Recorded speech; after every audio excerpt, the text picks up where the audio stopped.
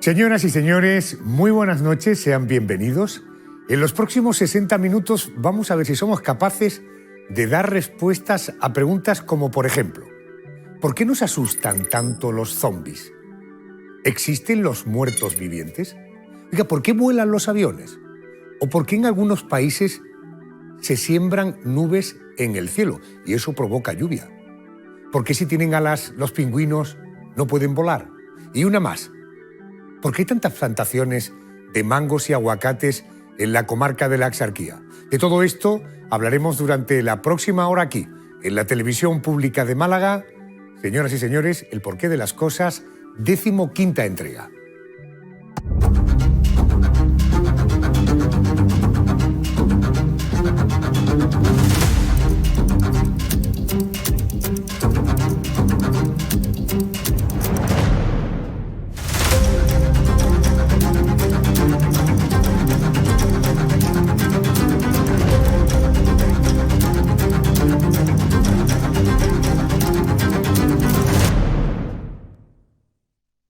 Cuentan las historias que salen de noche, que en mitad de la oscuridad abandonan sus tumbas para buscar presas, personas a las que llevar a ese otro lado, a ese lugar en el que ni estás vivo ni estás muerto. Esta noche les quiero comenzar hablando de muertos vivientes. Y para eso me acompaña en El porqué de las cosas José Manuel García Bautista. Él es investigador experto en asuntos paranormales y es autor de Muertos vivientes, uno de los libros que componen la colección Enigma de la editorial Almuzara. José Manuel, muy buenas noches. Bienvenido a la televisión pública de Málaga. ¿Qué tal, Adolfo? Muy buenas noches y agradecido siempre de estar contigo. Muchas gracias. Esto que parece que es verdad, es mentira, es una leyenda, esto lo vamos a aclarar a lo largo de la noche y les voy a sorprender. Pero en todo caso, José, ¿cuándo y dónde habría que situar el origen del fenómeno zombie, por llamarlo de alguna manera? ¿En qué culturas, en qué época comenzó a hablarse ya de muertos vivientes?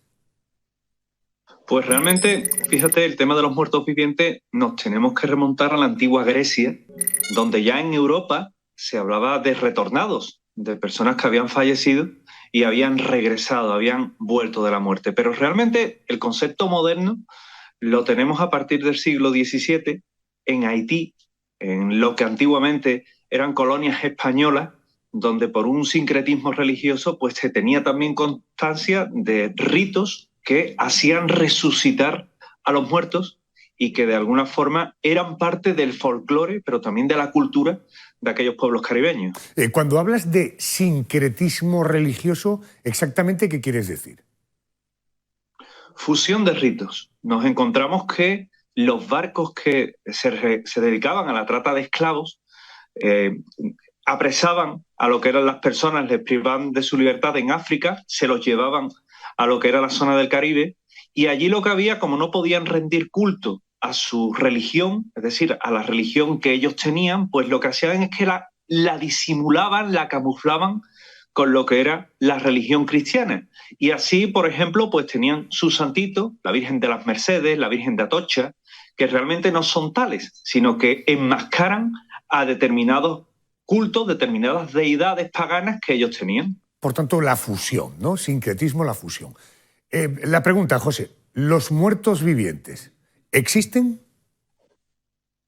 Existen, por supuesto, pero se alejan mucho de lo que tenemos actualmente en mente, que tiene que ver mucho con las películas, ¿verdad? Con lo que nos ha transmitido el cine a través, por ejemplo, del precursor de todo esto que fue George Romero, y tienen, en este caso, un concepto más real del que creemos y en parte, si cabe, incluso más terrorífico. Cuando hablamos de zombies, automáticamente nos viene a la imagen ese ser tenebroso, rabioso, con la piel caída a pedazos, vestido con harapos, porque es la imagen, como decía, que nos ha inculcado la cultura cinematográfica. Pero en todo caso, una definición un poco más rigurosa, ¿qué es un zombi? Un zombi es una persona que mediante una determinada droga se le ha inducido un estado de muerte aparente, una catalepsia profunda, y en la que, habiéndose certificado la muerte, en este caso en unas condiciones más precarias que las que podemos encontrar en cualquier centro médico europeo, pues allí en Haití se certifica la muerte y al cabo de unos días el muerto es resucitado, en este caso por un bokor, por un brujo, y a partir de ahí privada su voluntad para convertirlo en un esclavo en plantaciones de la propia Haití o de República Dominicana. La religión vudú contempla como castigo convertir a las personas en zombis. ¿Cómo es el ritual de zombificación? ¿Se sigue practicando hoy en el siglo XXI?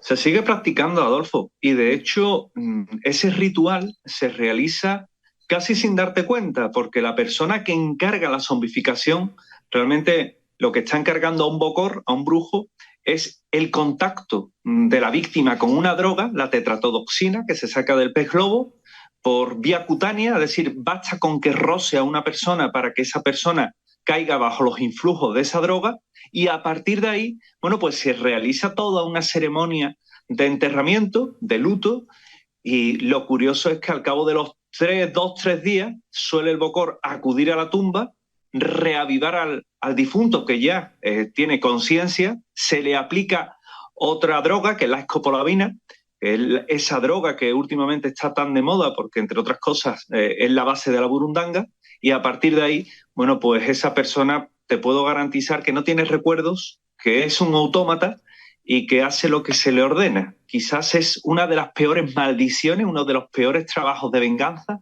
que se puede hacer ahora mismo en Haití, tal y como tú y yo esta noche estamos hablando. José Manuel, ¿tú has tenido algún tipo de experiencia de contacto con muertos vivientes? Estuve en Haití en 2 ocasiones. En una de ellas tuve la oportunidad de acudir a una ceremonia vudú. Simplemente era una ceremonia, era un rito, pero sí es verdad que aquella misma noche se despertaba a un muerto viviente, se despertaba a una de estas personas que habían sido zombificadas, a la que no me permitieron ir a ver, a la que no me permitieron asistir a esa ceremonia, pero sí es verdad que luego allí en las diferentes plantaciones que, por ejemplo, te puedes encontrar en Haití o en República Dominicana, ves a personas que el guía, desde el automóvil, en este caso un guía privado, te dice, mira, aquella persona es un zombie, está zombificada, y efectivamente cuando tú lo ves con la mirada perdida, en extrema delgadez, trabajando casi de sol a sol, y te das cuenta realmente que esa persona pues le ocurre algo que la obliga a actuar de esa forma tan robótica, tan monótona y en este caso tan inhumana. A la pregunta que planteábamos, ¿existen los zombies? Probablemente nada parecido a lo que vemos en el cine, pero fíjense la experiencia en Haití. José Manuel García Bautista, investigador, gracias por atenderme. Te mando un abrazo muy fuerte. Gracias. Muchísimas gracias, Adolfo. Buenas noches. Buenas noches.